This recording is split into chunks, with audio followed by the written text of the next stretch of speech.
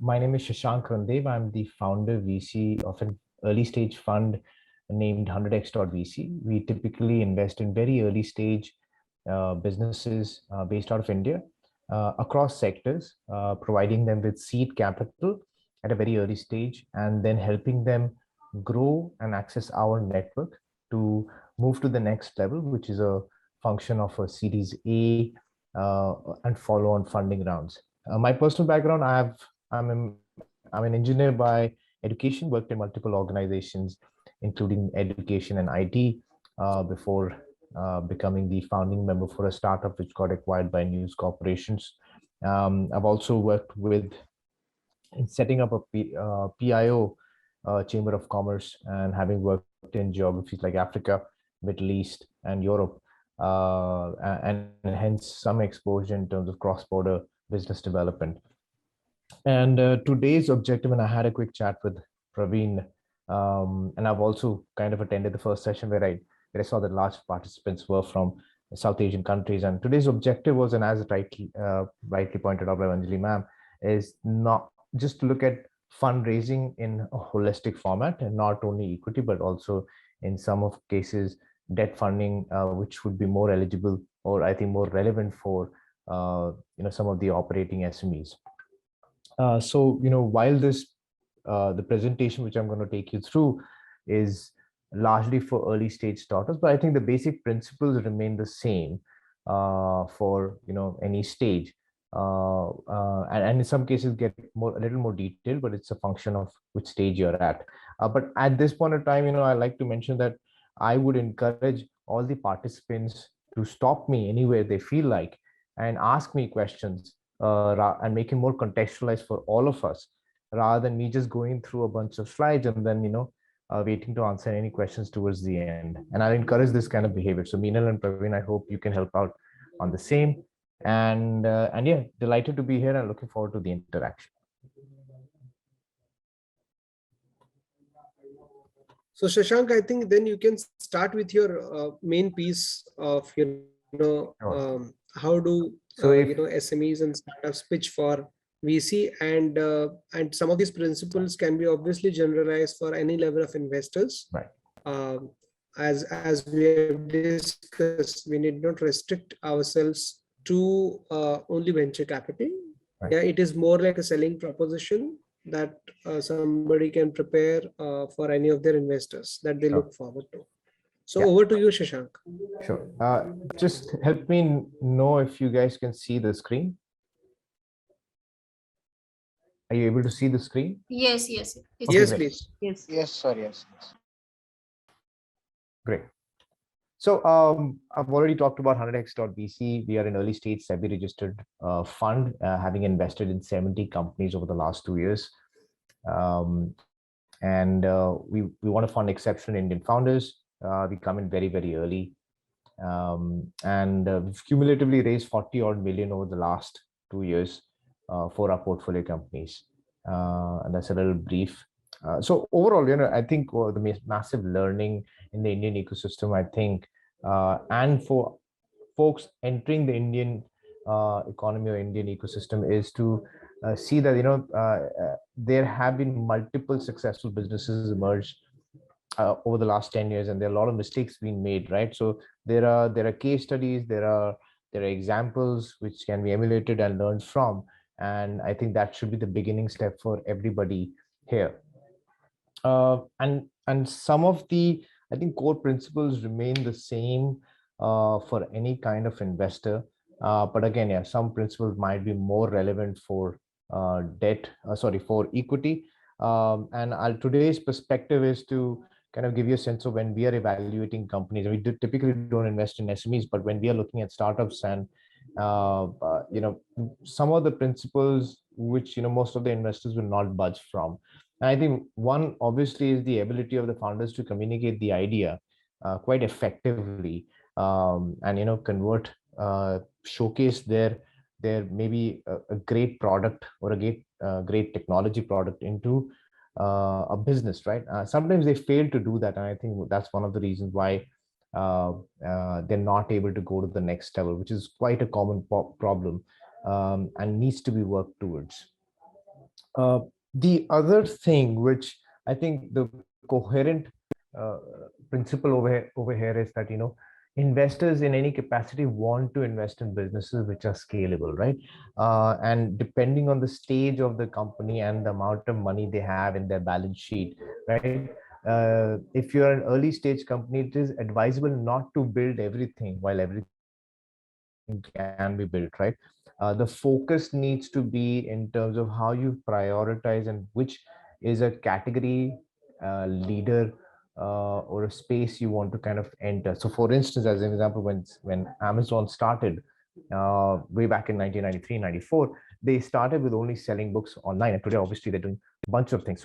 So when a seed investor like ourselves are evaluating businesses, we are looking for the focus by the founders in terms of what is that one core product they're trying to tap into, because they've just started out, right? And their ability to scale within that over the next 12 months, month on month, or 24 months, month on month, is something we'll effectively look at very, very closely.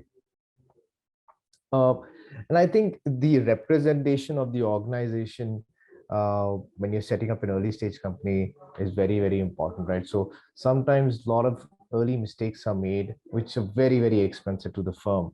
You hire people based on their credentials. Let's say you're trying to enter the Indian market and you kind of pull out a CV and seems prima facie good, but comes with these kind of people. So you really, really need to focus on who you hire, who you bring onto the table, because effectively, if it's not working out in the first 30 to 60 days, it might take away very crucial time of market expansion. So these are some of the mistakes which founders end up making, and investors are always looking out for these signals if they emerge while founders are pitching to the investors. Uh, but there's another format which I think this becomes more relevant for SMEs, is that you might have been successful in raising one round of funding, right? Uh, but will you be able to survive that? And what have you done significantly to utilize that money, right? So too much money is like having too much time, right? Founders tend to lose focus at times, and they end up building a plan to spend, but not build a business. And at the end of the day, I think the core essence lies in building the business and how quickly can you expand in a territory market, capture the market through your contracts, through your channel partnerships, and eventually reach a percentage month on month growth, which is hopefully increasing. Building product that no one wants. I think this one is relevant for every and anyone who's entering any kind of market, right?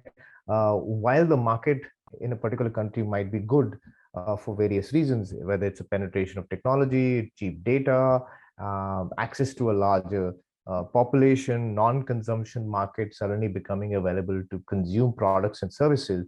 What really, really is important is, are you building the right product or offering which can be scaled and which can be consumed by a particular target market, right? And some founders of startups, or in that case SMEs also, any and everybody can fall in this bucket if you've not done enough research and just rolled out a product based on anecdotal success.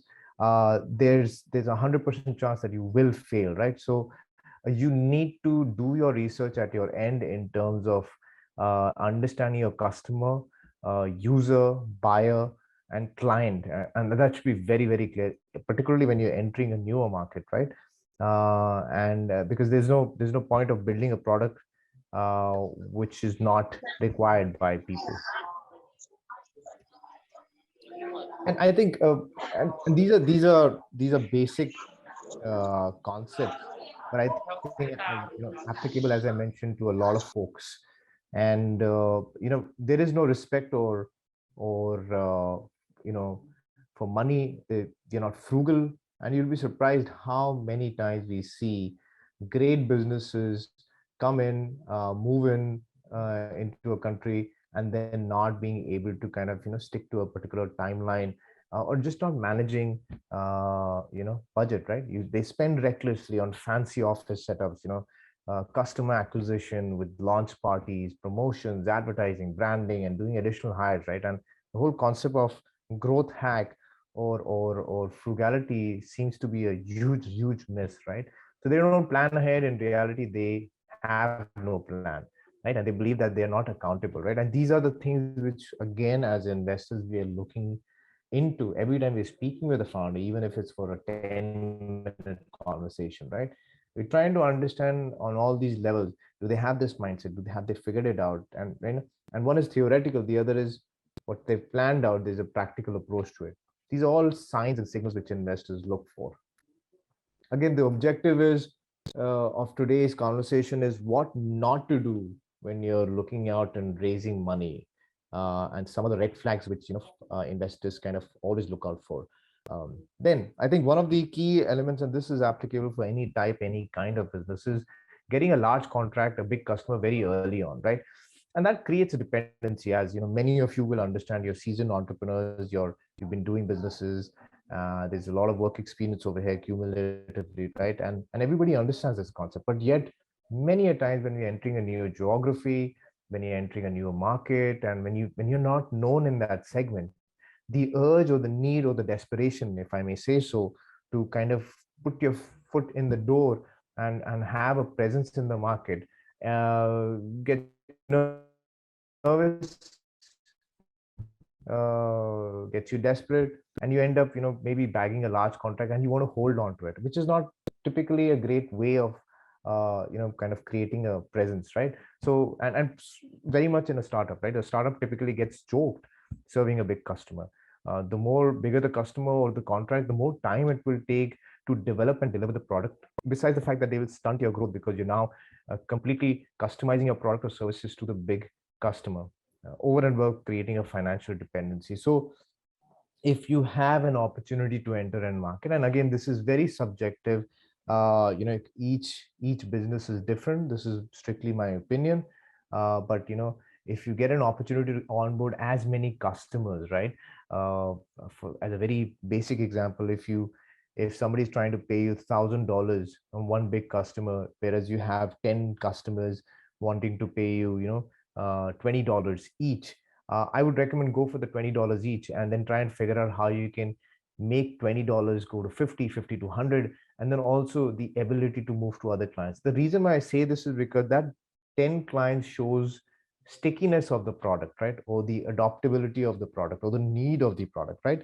Whereas one big customer for an incoming investor really doesn't define whether the product or the need is actually there for that kind of offering, right?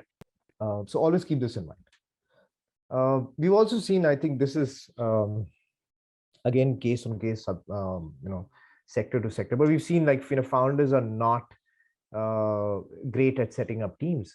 They don't somehow trust people, and hence they do not delegate enough, right? And what they fail to understand is every human is, every founder is a human at the end of the day, and nobody has unlimited hours of working or energy to solve everything. And if you're not able to kind of envision that, you just can't make decisions effectively, and you will reach a fatigue point. And that, and surprisingly, these human elements affect businesses a lot, at least in the beginning. Again, I repeat, we are an early stage fund, and we're looking at startups at a very early stage, right? So we are looking at the ability of the founders to scale businesses or set up larger teams, and that's always a function of their mindset. Raising money from wrong investors, I think it happens a lot across countries. It's tough to raise capital, but it's even more lethal if you end up raising from toxic investors. And by toxic investors, I mean somebody who doesn't understand your asset classes, or somebody who doesn't understand your business and doesn't have a realistic timeline for a return, or more importantly, doesn't understand the ambiguity and the risk associated in investing in a business like a startup, right? So early stage ideas usually are fragile, and they need a lot of nurturing, and founders chase money blindly, right? And it's fair, because when you're building something and money is there, you would want to get that money, money.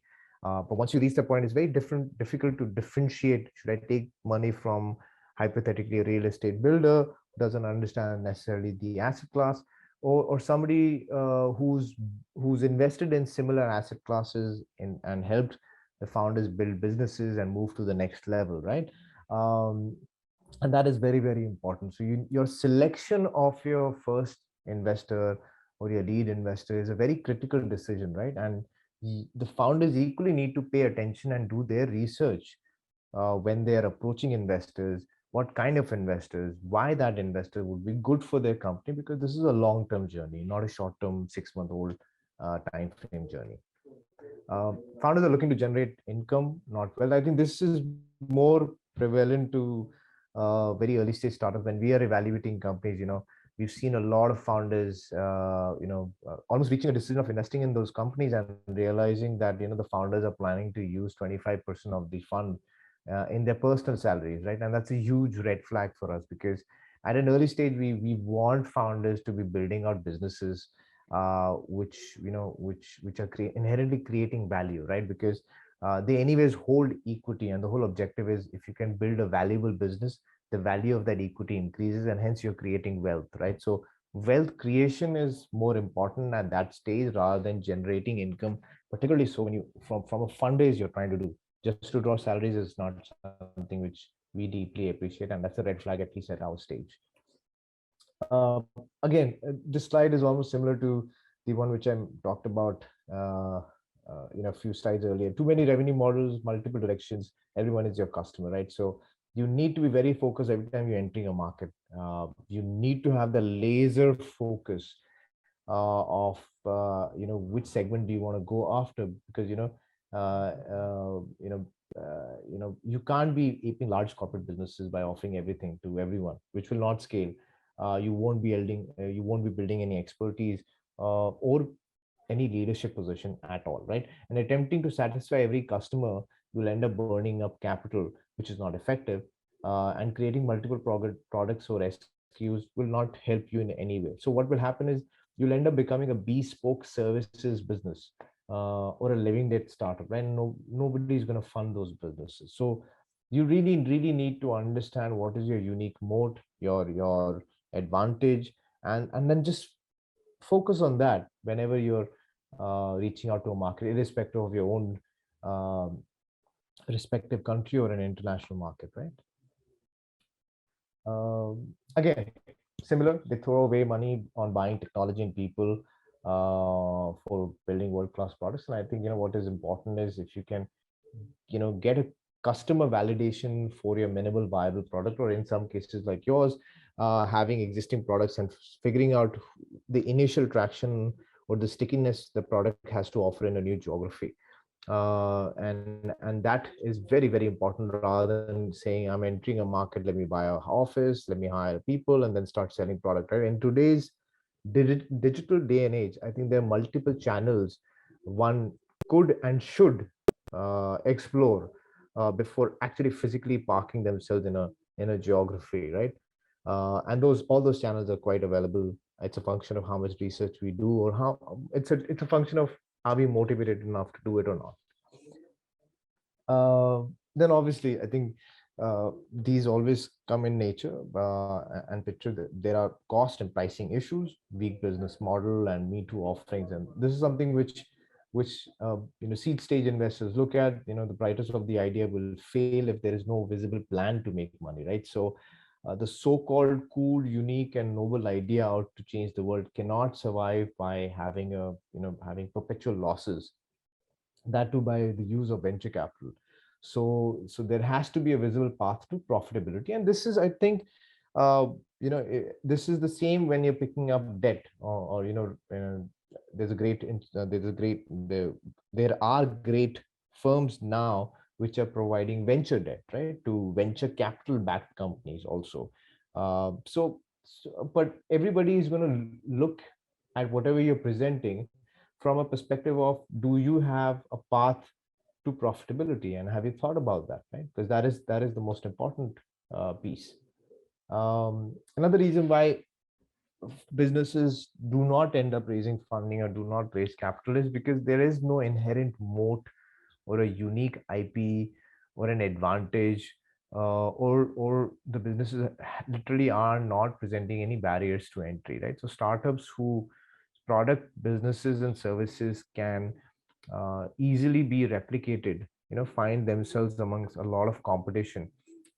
They get out competed by other entrants in the market.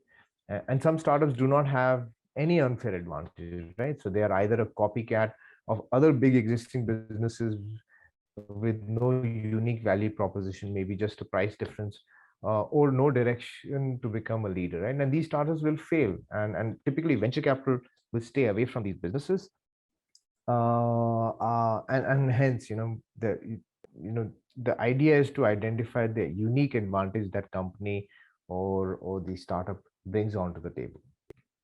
And I think this is more from an equity standpoint, that investors are looking at, that how much equity has been diluted by the founders. And sometimes they end up diluting free equity to a lot of individuals, right? And suddenly a large chunk of their company is just diluted, and that doesn't work for anybody, right? And usually, more often than not, founders get rejected based on this fact that they've gone ahead and they've diluted a lot of capital without inherently doing any sort of business, right? And then expecting to raise money, which will never happen and doesn't happen actually, right? And that's a huge red flag. Uh, and that's about it, I think. So I think the only advice for any kind of business is, you should be able to kind of present your business more effectively, and always have an elevator pitch of sorts ready. Like anything else, you need to practice that, right? Always be able to convert the product to a business while pitching to any type of investor, right? Because what they're interested in, how scalable is the business, and hence can I fund the business. Every time you're talking to, and this is, I think, applicable to any type of investor, not only VCs, but every time you're talking about an unmet need or a market size or a solution, they're all in their mind, they're thinking, is there money to be made? Every time you're talking about team execution, financial projections, they're thinking, are these the people who can make me money? And every time you're talking about terms and exits, they're thinking about how much money can I make. So our thesis is, we typically look at, and this is uh, broadly same for many investors up till Series A, is that they're looking at a founding team, they're looking at the market size opportunity, how big can the market be, and how much of that market can one capture over the next 5 to 6 years. We look at the business model strength, the unfair advantage and moat, which I've already talked about. And obviously, each investor is looking for at least a minimum 20x to a 30x return, right? And that's the sense of motivation investors will have when they want to invest into companies. We as a fund invest through ISAFE agreement, which is India's simple agreement for future equity. This is us. And yeah, you can follow me for more topics on Instagram. I'm at Shashank Randev _100x. I'm also available on Twitter. And if you're building a startup which is based out of India, very happy to kind of evaluate them. So do feel free to share your pitch deck at pitch@100x.vc. So with that, I come to an end, but very happy to take on questions now. And yeah, take it from there.